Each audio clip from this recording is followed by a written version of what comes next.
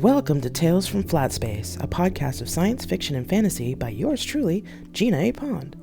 Just know that the stories in this podcast may contain content that could be disturbing to some listeners. Listener discretion is advised.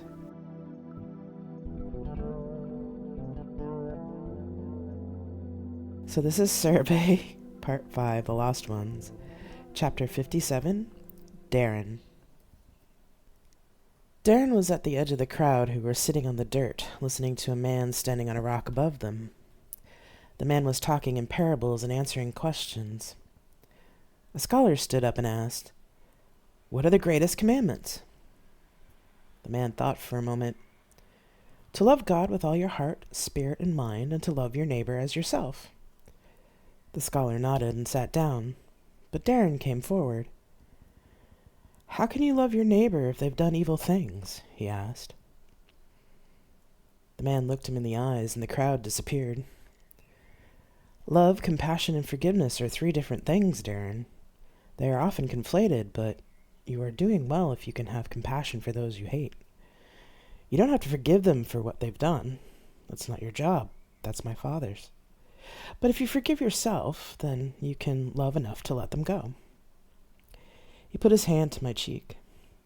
"You are not responsible for Julie or Greg's sins, my brother, nor are you at fault for them. Compassion doesn't require acceptance." He took his hand away and climbed down from the rock. "You are also not required to crucify yourself in their place," he said, as he walked away. The rock faded, and the Buddha was once again sitting in front of him. "My brother has a flair for the dramatic, does he not?" Darren nodded. "You're troubled?" he asked. "How can you hate someone you've loved?" Darren asked. "Ah," he said. "The heart of your suffering is attachment. You're attached to the idea that everyone is either entirely good or entirely evil. The reality is that all humans have the potential to be both. You're attached to the idea that Julie and Greg were intrinsically evil, when it was in fact their actions that were evil. You're attached to what they did so much that is causing you suffering. But if you let those actions go, let them pass away from you like leaves on a stream, you'll ease your suffering. And, as my brother said, love, compassion, and forgiveness aren't the same thing. They work together, but they are not synonyms. Love happens, and you can't control that. But compassion is a choice, just as it is a choice for someone to do evil. Forgiveness, letting go, helps you move forward. You don't need to forgive Julie or Greg. You do, however, need to forgive yourself. Loving is not a bad thing, nor is having compassion for someone, including yourself." "I don't know if I fully understand," Darren said. "Don't worry, Darren. Enlightenment can take lifetimes." I woke up with a start. The room was dark, and I could hear Alex's breathing next to me. Another of these dreams. What do they mean?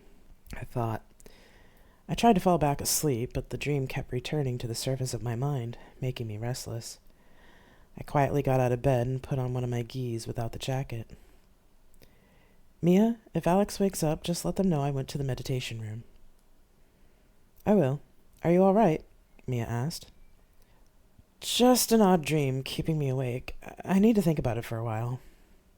I moved towards the airlock, and Mia opened it for me. Nobody was in the hallway on my way to the meditation room, for which I was grateful. There was a third shift now, and the skeleton crew of staff that was usually on the bridge. at this time of night. Everyone else would be asleep. Surprisingly, I managed to get to the meditation room on my own, only turning the wrong way once. I opened the doors and took off my sandals. "Lights, low," I said. I went over to the wall where I had seen Leo get the lighter for the candles and opened it. I took one of the candles over to the altar with the lighter and lit it. Didn't seem enough, so I replaced and lit them all, then said, "Lights off." With just the candlelight, the room took on a deep amber glow, reminding me of my dreams. I pulled one of the meditation cushions in front of the altar, but then thought better of sitting down and started walking around the room. My mind seemed to have so many stray thoughts that I just couldn't focus on one of them. I didn't want to think of Julie, or Greg for that matter, as human beings. I wanted to hate them. The doors opened, pushing me out of my thoughts. I looked up and saw that Leo had also come into the room and was taking his sandals off. I stopped walking and waited. He bowed as he stepped on the meditation floor, then went to the cabinet at the wall for some incense. He placed the incense on the altar and lit it, bowed again, saying some sort of prayer, then turned towards me. He walked over, bowed, and said, "I thank you for lighting the candles." You're welcome. What are you doing here so late?" I asked. "Early," Leo corrected. "I usually get up at this time for morning prayers and meditation. Normally I'd just light the candles and burn incense here, then go to the main hall, but Musashi-sensei let me know you were here." "Oh. If you'd like me to leave and let you return to your walking," he said, when the silence started to stretch a bit. I sighed. "No, you don't have to leave. Can I talk to you for a bit, or do you need to go to the main hall right away?" Leo smiled. "My assistants can handle the morning meditations without me just fine, Admiral. Darren, would you like to sit or walk?" I looked at the cushion I had put in the middle of the floor. "You know, Leo, I don't know," I replied after a moment. "Then let's walk until it's time to sit," he said. I nodded. Leo started walking, and I joined him. For a while, we just walked in silence. Then I said, "Leo, I've been having some odd dreams." "What kind of dreams?" "The one I had that brought me here was one with the Buddha in it, and Jesus." "Interesting," he said. "Is it? It's weird to me. Well, maybe not so weird, as my granny used to have prophetic dreams. I've never really had them until I came to Survey." Leo was silent for a moment. "How many dreams have you had like these?" "3 with the Buddha in them. 4 if you count the one I had after I got stabbed on Lightbringer. But that one didn't have the Buddha in it." "And you remember them all?" he asked. I nodded. We made another circuit of the room before Leo spoke again. "These dreams are special, Darren. It's one of the ways that Spirit will contact you in order to help you. I can't tell you what they mean, but I can try to help you figure them out." "Do spirits always make it so annoyingly difficult?" I said with a sigh. "Always, unfortunately. Spirits are not of this world, Darren. They only have our minds to send their messages through, so they show us things in ways we can hopefully understand. Even your God doesn't always get it right, no?" "I suppose not." I stopped walking and faced the priest. "That's another thing. I'm not Buddhist. I'm Christian. Why is he coming to me?" "Why not?" Leo said with a grin. "The Buddha isn't a god. He's a prophet." That sparked a memory in me. "He told me that in the first dream." Leo just smiled. "Have a seat, Darren. Tell me about these dreams." I nodded and moved to the cushion I had placed earlier. Leo placed a second cushion next to mine. When he had settled, I told him about all the dreams I had had since the stabbing. Leo listened patiently, asking a few questions here and there. When I finished telling him about the dream that had brought me to the meditation room, he took a long time to think before saying anything. "If you weren't the Admiral, I'd put you in with the priestly novitiates. However, as you are who you are, all I can do is help you through this. Both Jesus and the Buddha are right, though. Love, compassion, and forgiveness are 3 separate things. But how can I show compassion to someone who's done such horrible things?" Leo studied me for a moment. "Your friend John has the capability to do evil things, and you accept him as he is." "He had therapy and was given a purpose by Sun Tzu." "Yes," Leo said, But even with that, he could have become like Julie. Yet he chose differently. Even knowing that, you have accepted him in your life as a human of worth, not a monster. You don't have to necessarily like him or be comfortable around him or even to trust him, but you do accept him. I suppose so. If you can see John as he is, a human being, then why not Julie or your ex-husband? I looked at Leo. There was only one answer that came up, and my mouth spoke it before I could say anything else. They hurt me. They, singular or plural? Leo asked. Oh God, I thought. The way I see the memories, Leo, it's if I'm Loki. It feels just the same as it did when Greg would abuse me. But you aren't Loki, Darren, and neither Julie's actions nor Greg's actions are yours to carry. Their crimes are not your fault and not your responsibility. The Buddha in your dream was right. If you don't let them go, their actions will continue to cause you suffering. When you let go of them and forgive yourself, they will no longer have a hold on you. He smiled sympathetically. It is easier said than done, though. Detaching from people even when you have to watch them harm themselves or others is difficult. It is normal to have a hard time with it, even for an old monk like me who has studied the Buddha's teachings for a lifetime. You always seem so calm. The priest raised an eyebrow.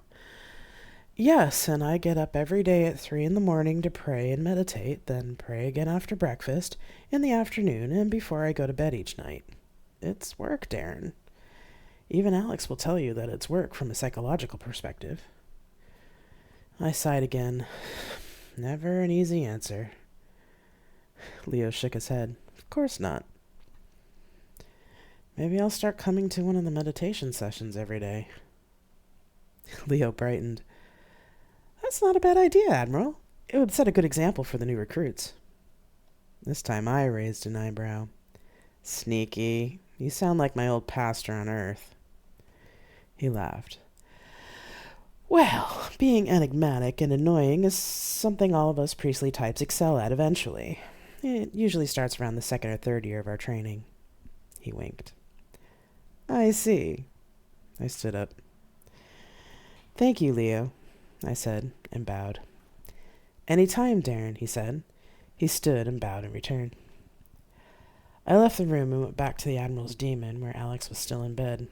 I took off the top of my gi and snuggled into their warmth, wrapping my arms around them. They snuggled in closer to me, and from my shoulder I heard, Have a good chat with Leo? How... Mia? I smiled. Right. Yes, I did. Not sure I understood it all, but yes, it was good. Good. About time you talked to him. Psychologist. Uh-huh. I sighed. Well, it was good.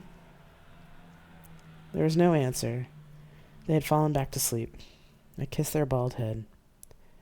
I love you, I whispered, and fell back into a dreamless sleep. Chapter 58.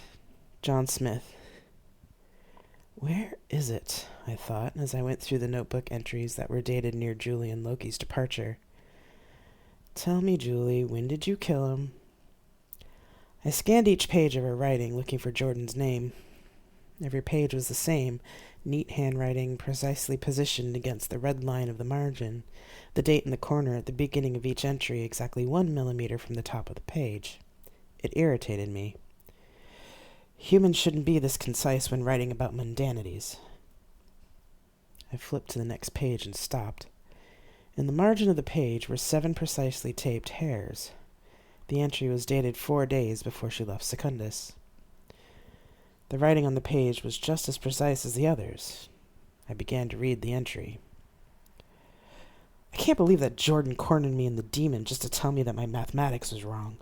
He's wrong, of course, but he wouldn't let it go. He threatened me and the project, so I had to deal with him. Thankfully, I had run my usual program on the demon a long time ago. I did order the picket to take care of the walls when I had to deposit him between the inner and outer hull. Vacuum is useful. I'll have to take care of Secundus, too, just in case the argument was recorded from the outside, but that's not a problem. I don't understand why Secundus thinks he can try and set Nigel against me when he's so easy to control. Ah, well, I'll be captain soon, and there'll be no need to worry about anyone trying to stop me. Shame about Jordan. He was such a good mathematician. He was the weakest link in my crew, though, and we're probably better off without him. We've been able to supply Loki with enough raw material, food, and equipment for at least 5 years, so when we're successful, we can travel where we'd like. Loki will be so excited to go in system. After we sort that out, we'll need to figure out how to allow the other AIs to stay in system, since the rest are of greater mass than Loki. I bet Nigel will want to be on that project too. Secundus can live without his captain until I'm done. I pushed the notebook away, but kept it open. The irritation increased, although it felt more like a constant itch than anything else. I wasn't used to being shaken like this. I've never felt this way on any other investigation, I thought. Why is this affecting me so? She's just another criminal who's made a knot to untangle. I stared at the notebook, almost willing it to tell me the answers I wanted to know. Instead of the notebook giving me answers, an old childhood memory surfaced. The stuffed bear barely fit into the recycler, but he managed to stuff it all in. He closed the door and pushed the start button. The recycler whirred, then quieted. Once it was done, he went back to his room. He listened to his little brother whine about the stupid thing, while he focused on his computer homework. Eventually, his mother came into his room. "Have you seen Ilya's bear? He says you took it," she said, with a sigh. "I have no idea where the bear is. Why would I take it? I don't even like bears." "Well, Yosef, of course you didn't. He probably left it at school again." "Yes, probably," he said, turning back to his work. His mother left the room with another sigh. He smiled in satisfaction. I was her. I would have been her. For a moment, the idea of that horrified me. The fact that I was found out and brought to Sun Tzu was a sheer chance. So why is this murder affecting me like this? I'm not her. "Are you okay, John?" Alex asked. The question made me jump and caused another flare of irritation. I really didn't understand why they asked that question. "Why do you care about me?" I asked them. "Because going through all of this," they waved at Julie's effects on the table, "is hard. We've now been through a lot together, and I think you're interesting." "Is that purely a psychologist's interest?" They raised an eyebrow. I frowned. The question must have come out more accusatory than I wanted it to. "Well, to be honest, there's a little bit of that, but no, you really are interesting. You also do a job that I couldn't do."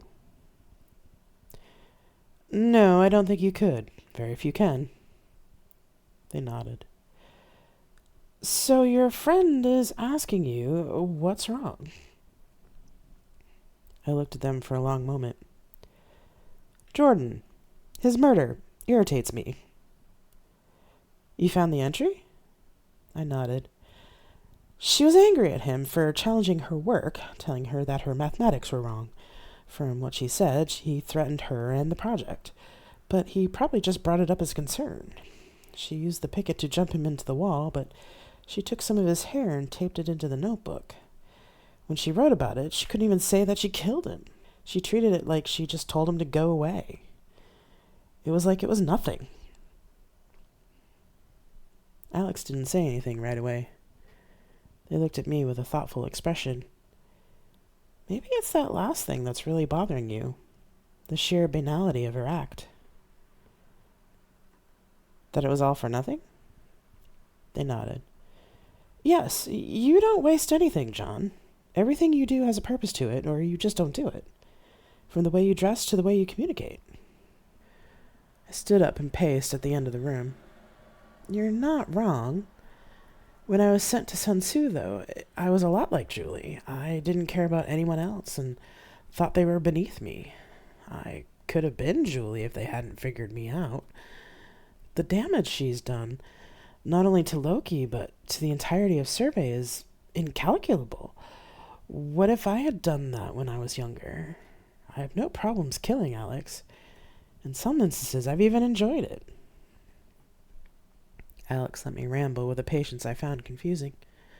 I was talking about killing people, and they didn't even flinch. That stopped my pacing.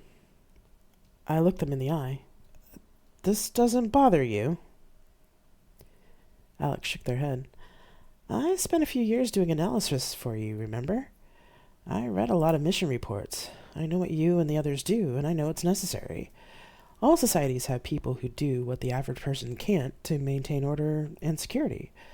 I know you haven't only done it for Survey, but you've done service for Earth too, so no, it doesn't bother me. My eyes widened. That wasn't the answer I expected. Why did you leave the library? Your analyses were always very well done. Really? They said, smiling at the compliment. I nodded. Well, I left because I can't do what you do, and reading about it every day was emotionally difficult for me. At least seeing patients, I can deal with things an hour at a time and in my own way. That is reasonable. Analysts do have a high turnover rate. So, to go back to what you said earlier, yes, you could have been her, but you're not her. You never were.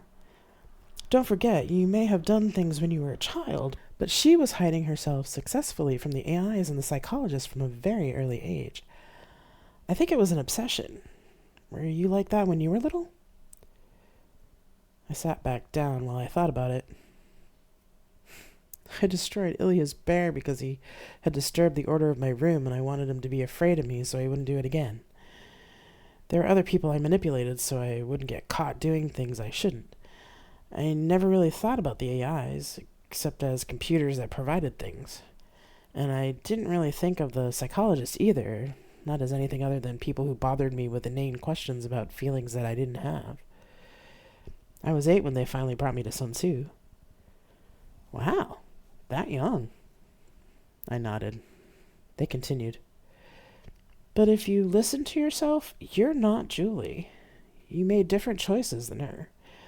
Could you have done what she did? Most likely. But you didn't, and you haven't. Your worldview and reasoning wasn't the same as hers, and you didn't fight the move to Sun Tzu, since you're sitting here now. No, I didn't. It was a relief to finally have a purpose, I said. You have grown and changed. Do you understand how significant your reaction to the murder she committed is, John? It's significant? I just find it irritating. I smiled. Yes, but it shows that you've learned some compassion, even if it's your own particular brand of compassion. Or maybe a code of honor. I remember reading some of your cases, John. You've never killed anyone without a reason, and a damn good one at that. So, like I said, you are capable of doing what she did, but you've chosen not to and continue to choose to use who and what you are to defend Survey, not to harm us. Our lives are the sum of our choices, despite what our insecurities tell us. I crossed my arms and looked away, thinking. The idea that my reaction to Julie's wasteful murder was a sign of growth and a form of compassion for the victim was shocking to me. I thought I hadn't changed since I was a child, and that my lack of some emotions was more a character flaw than a strength. Sure, I used it in my daily work, but that was work, and it needed to be done. But they're right, I thought. I've never killed without reason. Sun Tzu gave me those reasons a long time ago, and I believed in them. I turned back to Alex. Interesting. I think you may be right. They smiled again. Out of curiosity, who's Ilya? He was my younger brother. I was tired of him coming into my room and changing things. He thought it was funny to disrupt my orderly room. I wanted him to be afraid of me, so he wouldn't do it again, so I took his favorite bear from him one afternoon and put it in the recycler. I scared him enough that he didn't do it again, and he avoided me most of the time before I went to Sun Tzu. Alex put a hand to their mouth, and I could see laughter in their eyes. What? I asked. I never saw you as a kid, so in my head I'm imagining a smaller version of you as you are now, stuffing a teddy bear into a recycler. Alex couldn't hold it back and started laughing. When they caught their breath again, they said, "And I have to admit, you scared the crap out of me when I first met you. You are rather intimidating." "Yes, I suppose I have that effect on people," I said, smiling to myself. "Ah, I got you to smile," they said, pointing at me. "Don't get used to it. It rarely comes out." They gasped. Holy shit. Was that a joke? I couldn't help it. I laughed. Alex laughed too. Maybe I could have friends, I thought. Yes, me, Darren, and Sun Tzu, maybe even Control and Jane Doe. I said that out loud. Alex nodded, and I thought for a moment. Darren isn't very comfortable around me, I said.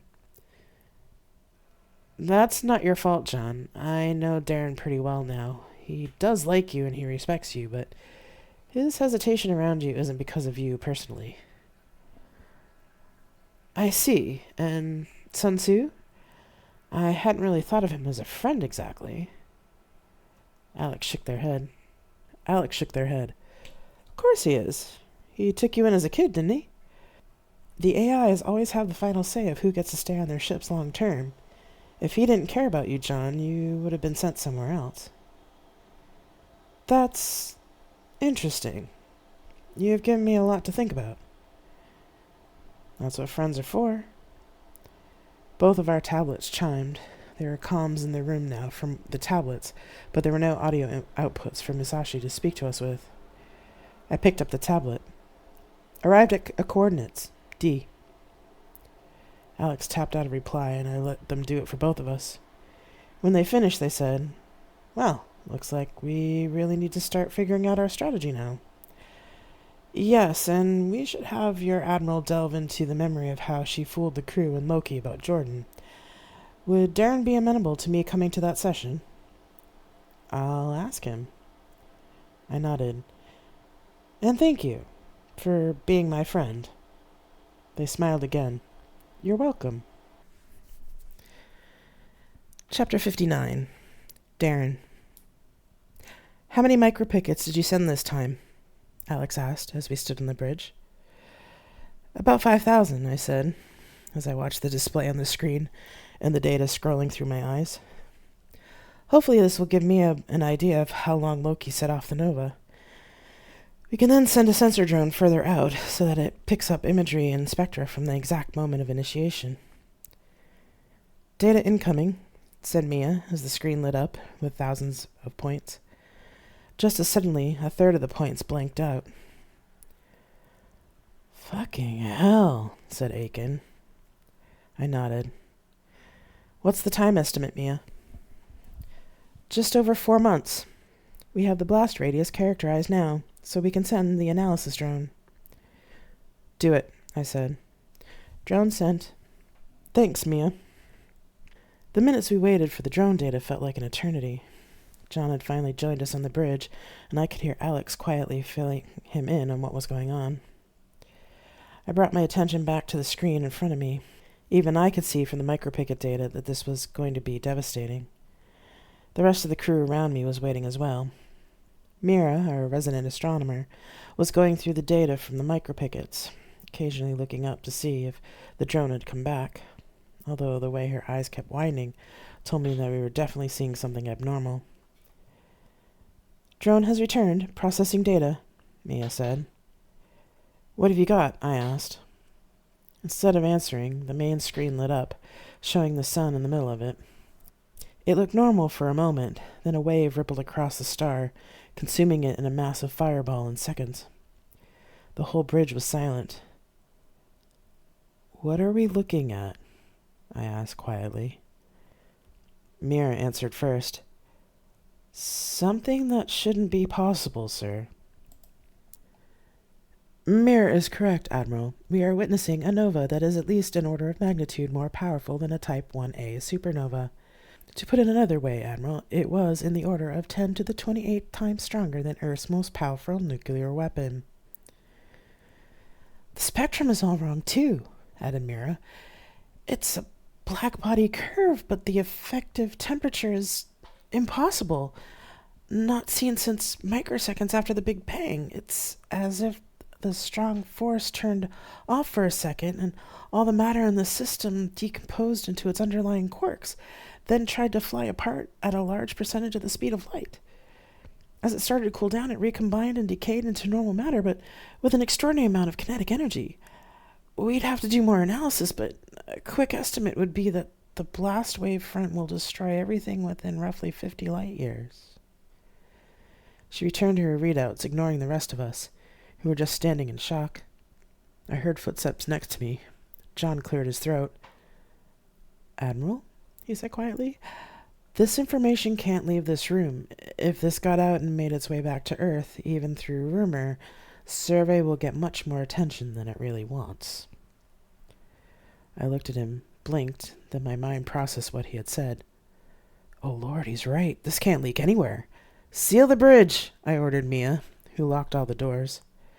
Has anyone left in the last 10 minutes? Sent messages to other decks or data? Aiken did a quick scan of the bridge. No one has left, sir. Others were shaking their heads, except for Mira, who was still engrossed in the data. Thank God for small favors, I muttered. Mira. The woman looked up. Sir? Have you sent the data from the drone anywhere outside this room? Not yet, sir, she said, looking confused. Don't send it, I ordered. I turned to the rest of the bridge. Listen up. The video you just saw and any information about the Nova and how powerful it is now classified as top secret and compartmentalized. No one in this room is to speak of it to anyone else. This is particularly important for those of you in the room that actually don't have this level of clearance. If I hear even a whiff of rumor about this from the rest of the ship, or from anywhere else in Survey, I will track down whoever started it and bust them so far back that they'll wish they'd torn out their own tongue. I'll even have Mia make some sort of waste extraction job for them to do. Is that clear? Yes, Admiral, the bridge officers all said as one, bowing. Mira, I'd like you to finish the analysis, but you'll be working on it in the skiff. Musashi-sensei will provide the data to you on a separate storage unit and tablet. Mr. Smith will be with you. You are not allowed to take any data out of the skiff. Do you understand? Mira bowed. Yes, sir. Anyone have any questions? I asked. When no one said anything, I continued.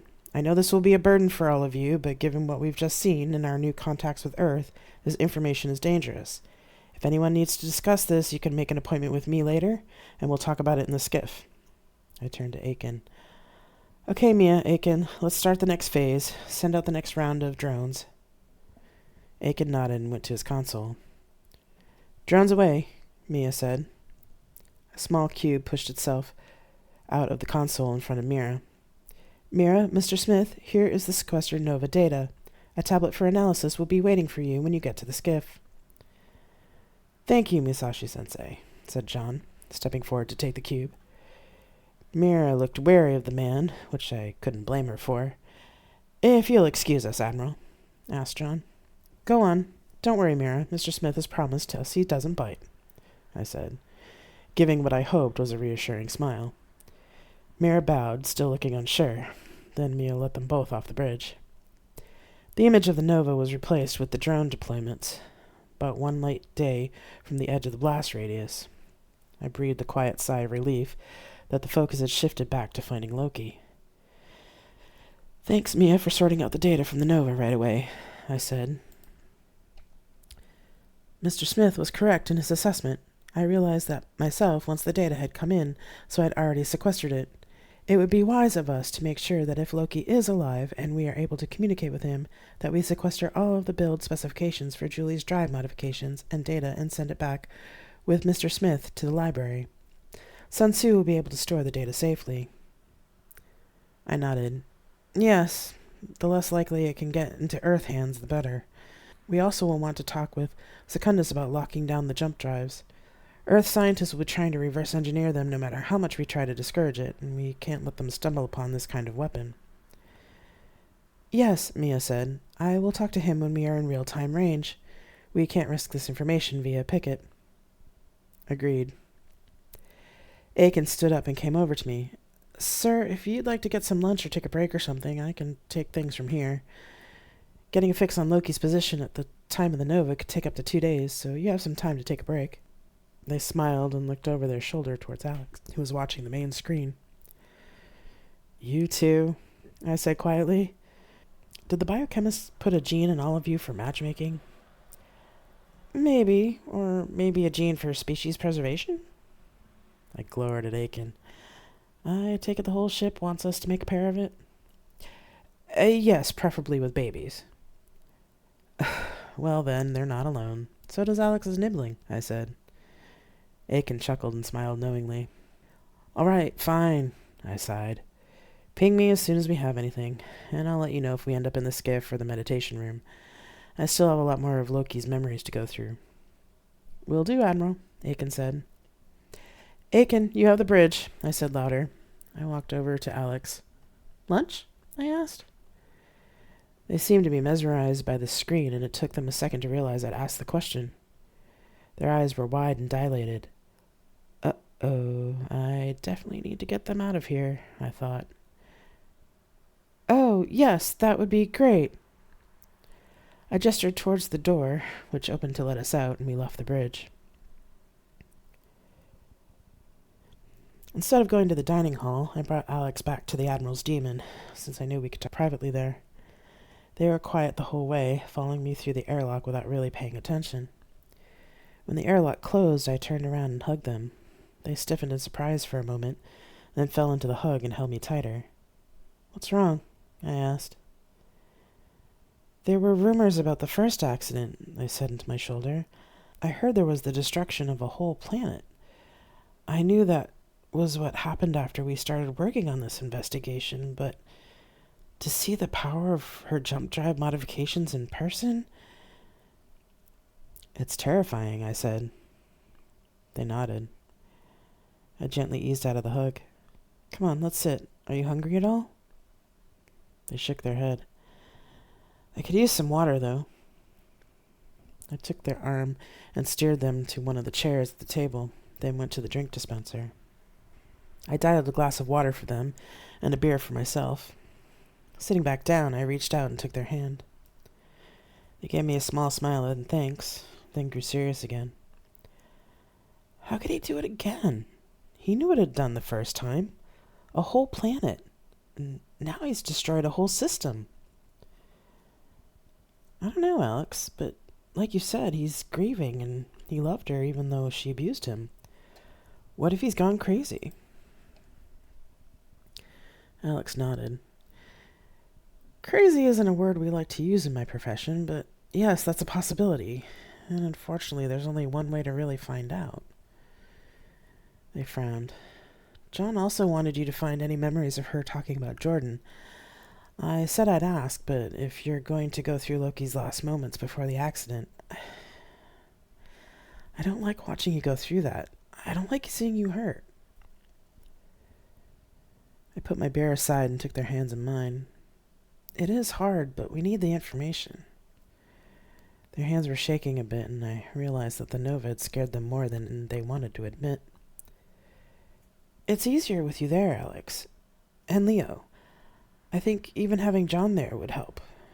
You and them and Mia are real, and you help me remember what's real. This should be the last time, Darren. It's taking a serious toll on your mental health. I nodded. The last. After this, it's going to be more about finding Loki and seeing if we can help him.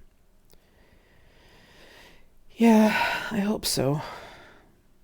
They looked at our hands for a moment, then said, I think I can eat now.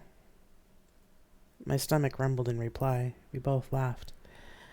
My stomach thanks you. The bigger part of the feed is over, but I still feel like I'm eating for 10 people. Happens when you use your enhancements a lot, too, they reminded me. Right. I pulled my hands away and then thought of something. You understand that the top secret order is for you, too, right? We will do our best to make sure that the information on how to make these doesn't get out. They nodded gravely. I understand. No one will hear this from me ever. I figured as much. I smiled, then went to the food printer. Now, hopefully what you want for lunch isn't top secret, or we'd have a tough time ordering. That got another laugh from them. Tomato soup and grilled cheese. I dialed in 2 orders and sat back down while the printer was working. I love you, you know, I said. I love you too, Darren.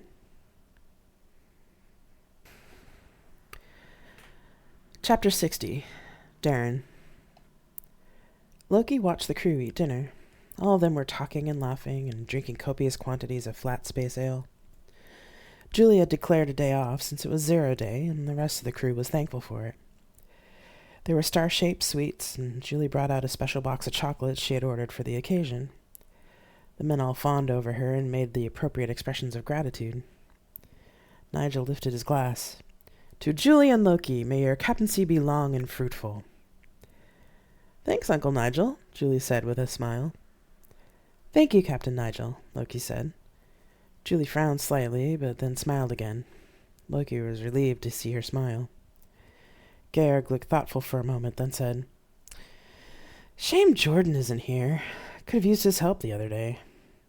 Yes, it is a shame, Julie said, but all he told me in the email was that he had some family business to attend to. He could have at least called me while we were still in real-time comms range. That's not surprising, Joe said. He has a massive family. His mom had 15 children, most of them naturally. Can you believe it? They're all pretty close, so if it's a family emergency, it's probably something serious. Still, it's a little weird that he didn't tell you, Mike. I thought you two were tight.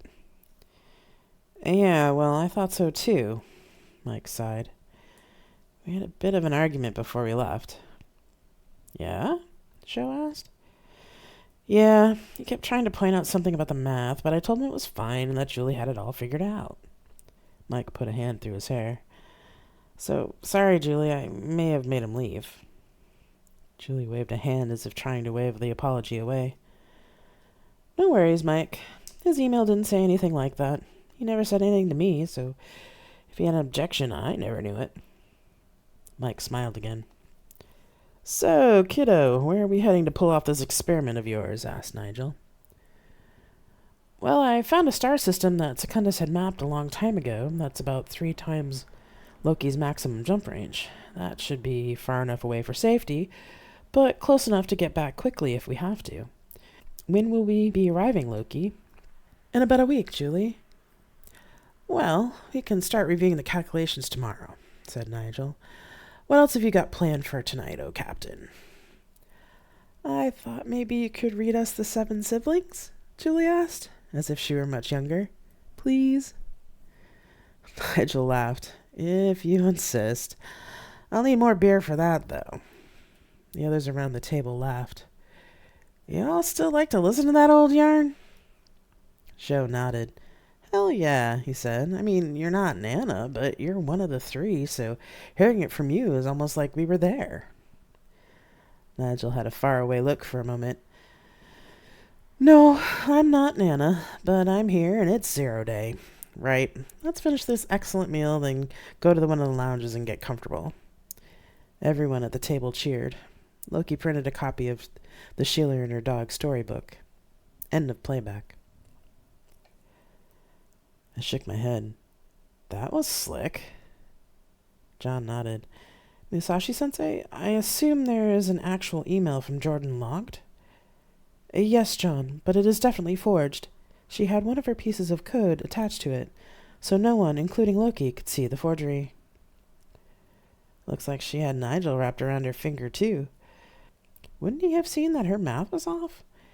He was as bright as she was, from what I've heard, Alex asked. Leo and John both frowned. What? Asked Aaron. Leo looked at John. I assume you know about Nigel's first crew? I'm old enough to have heard some of the actual story of what happened, but a lot of it's been lost. John nodded his head. We have the records in the library. Half of Nigel's first crew was lost in an accident testing the first demon. The only other ships they had capable of jumping into a system like we do now were drone ships. But because of the time delay for comms, neither the crew that was left behind nor Secundus knew about the accident until it was too late to do anything about it. It was after that when Secundus decided to become a station rather than a mobile ship. Suffice it to say, according to the accounts from Secundus and the other crew members, Nigel was never quite the same after that. He developed an obsession with jump drives and ship safety.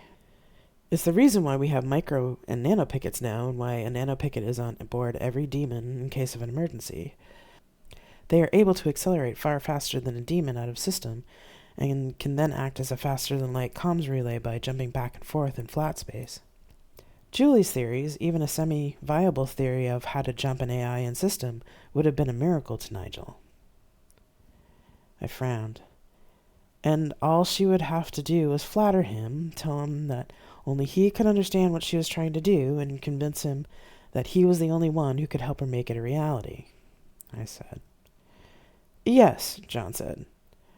Secundus's recovered memories from the wipe confirmed that kind of flattery. Secundus also said that she would definitely pit Nigel and him against each other, so much so that Nigel turned off his high-level enhancements a few days before they left. Alex whistled. Wow, no wonder Secundus is so upset. Leo nodded. Not only losing his captain, but their last words were in anger. How sad. We all went quiet for a moment. Explained a lot about Secundus's anger at Loki, however misplaced it was. I stood up and stretched. I'd like to go through the last day or so before the accident. I have a feeling it will give us some insight into Loki's state of mind afterwards. You sure? Asked Alex. I nodded. The last one wasn't so bad, I said. You don't have to stay if you don't want, John. Something complex showed on John's face, and I couldn't figure out what it was. I'd like to stay if you don't mind. I want to see this so I can help interpret some of her motives, he said. It made me wonder whether the conversation Alex had told me a bit about had changed something in him. I nodded. Sure. I sat back down. Okay, let's do this. Hey, Loki, did you run the recent scenarios? Uncle is still not happy with these equations. I did, but you're not going to like it. Julie's face darkened. Let me guess. Our new configuration of the jump drive would still kill you in a star system. Unfortunately, yes. None of the scenarios worked. Ah! She groaned, flopping onto the couch. This is so frustrating. There has to be a way to give you free movement. Something has to work. But, Julie... Oh, don't give me the I don't need to be able to jump into a star system thing. Loki, love, just think of the things you could see if you could travel in system. And think of the safety of AI crews, too. If something happens in system, you could jump in and rescue them. We'll advance the jump drive 100 years if we can get this right. Secundus would drool. I suppose so. He's still mad at me for taking Captain Nigel with me. Oh, let's forget about that for a while. What's for dinner? What would you like? We have a lot of new produce from the garden, and we have some fresh fish from the garden tanks. Ooh, that sounds good, she said. You're so good to me, love. A screen on the wall blossomed with flowers and smiley face emojis. Julie laughed. Forwarding 12 hours, sleeping, working. Julie stormed into her quarters. Loki, what is wrong with you? I was just trying to suggest that maybe you and some of the crew should stay on board during the test, just in case. This is dangerous, and my scenarios... Fuck your scenarios, Loki. You embarrassed me in front of everyone else. I'm not a little girl, Loki, and I don't need you to teach me physics anymore. I've gone way beyond both you and Nigel, and we will all be going on the demon for the test. You will do what you're told and stay here in the orc cloud. Loki knew he was right. No matter what she said, he knew the test would be dangerous, but there was nothing he could say or do to convince her to stay or try more scenarios. I'm sorry, Julie, the AI said quietly, trying to make her happy again. Sorry? You're sorry? You just treated me like I was 14 in there. Do you know how that makes me look? I'm your captain, Loki. I need to be seen leading, not being led around by you. Are you really trying to make me feel like I'm nothing but a stupid child? Huh? If you're going to keep treating me like I'm just a stupid girl, I might as well just toss myself out of an airlock right now. Then what would you do, huh? Would you like to watch me die that way? No. Then stop it and get your shit together, Loki. For an AI, you can be awfully stupid about some things. But Julie, Loki said, it's dangerous. You're my captain. Loki, we are running the first test on this, and you can't be there because it would kill you. We'll be close enough to send messages. Your implants will go dormant. I won't hear you, Loki said, with sadness in his voice. Julie's face softened. I know you're worried and you'll be lonely without me, but it's only for a month or so. Then I'll be back with the data and we'll set you free. You'll see, Loki, it will work, and I'll be able to free all of the AIs. She grabbed her pack and tablet. You want to help me free your siblings, don't you? Yes, but... No buts, she said. You'll do as I say and wait here until we get back. She walked out of the captain's quarters, and Loki wondered if he had done something wrong. Loki watched the demon leave the bay. The ship was lonely without Julie, Nigel, and the rest of the crew. Something felt wrong in him, like when he came too close to a star system. There were only 10 of them that made up his first crew, but he needed them all. He understood why Father insisted that he take on humans. They will teach you many things, my son, Father had said. He was right. But he didn't understand why his captain being away felt uncomfortable, as if his jump drive was missing. Captain Nigel was a legend, and he felt nervous with him aboard, but she insisted that he should come. He couldn't have said no to her, and Nigel was so excited that he couldn't have said no to him either. Her mind was beautiful, so full of ideas. He liked it when she let him look through her memories. But there are some memories that he didn't understand. Another woman Julie talked to like she did him until suddenly she was gone. He did not understand why those memories stopped, or why she got a frowning face when he brought it up. She told him after the second time he asked about it that it was none of his business, and that he was not allowed to look at those memories again. A signal interrupted his thoughts. Loki, we're in system. We'll be starting the test in 1 hour. Uncle Nigel is spinning up the drive now, which meant 30 minutes, given the time delay. Relieved to hear her voice, he waited. Time seemed to move slowly, even for him, before anything showed up on his sensors. And when the shockwave hit, all his external sensors went blind. He jumped as far as he could, without knowing where he would end up. When he finally repaired the sensors, he jumped back to his original position. The planet that his crew had been in orbit around was gone, and most of the inner system with it. He sent a signal to the demon in all directions, hoping to hear a signal. An hour passed. 2 hours passed. 24 hours passed. But there was no answer.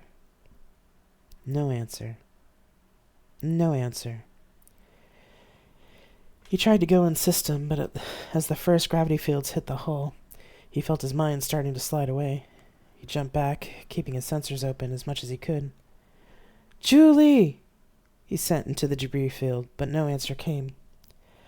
After another day, he knew that his whole crew was dead. He jumped back to First Hub, already trying to figure out how to make it right. End of recording. Darren, I heard Alex say. Darren, come back to us now. There were tears running down my cheeks, and as I fell into Alex's arms, sobbing, I vaguely heard Alex say something to the others, and heard the door open and close. Alex gently shifted me so that they could hold me more comfortably, and we sat for I didn't know how long. He just wanted to keep her safe, Alex. That's all he wanted to do. He loved her, even with all that she did to him. He had no idea what he was feeling. Loki's grief had been overwhelming and sharp like knives. I understood Loki all too well. It's over now, Darren. You don't have to watch any more of these if you don't want to, Alex said in a soothing voice. Mia sent a silent affirmative to what Alex said. I nodded. After a few more minutes, I was able to calm down and breathe easier. I reluctantly sat up. Mia, I said, I think Loki might have gone a bit mad in his grief and not really known exactly what he was doing. His grief was overwhelming. I don't think he understood it. Alex nodded. Given that it seems he has stronger, more human-like emotions, Loki may shut you out when we find him, Mia. He may shut all of us out, especially with the weight of his guilt. I understand, Mia said.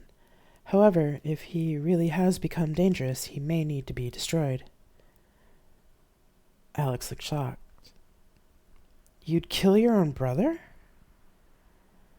I put my hand on Alex's knee.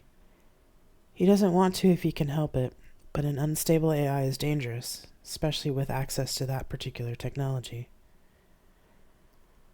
Alex took my hand. I know. I'm just worried about what that would do to both of you. Neither Mia nor I had anything to say to that. You have been listening to Tales from Flat Space. If you want to support me in my writing, there are many ways to do it. Share this podcast, follow me on my Twitch channel, or buy my books. All you have to do is go to revginapon.net and click on the relevant links. Thank you very much for listening, and I'll see you next time.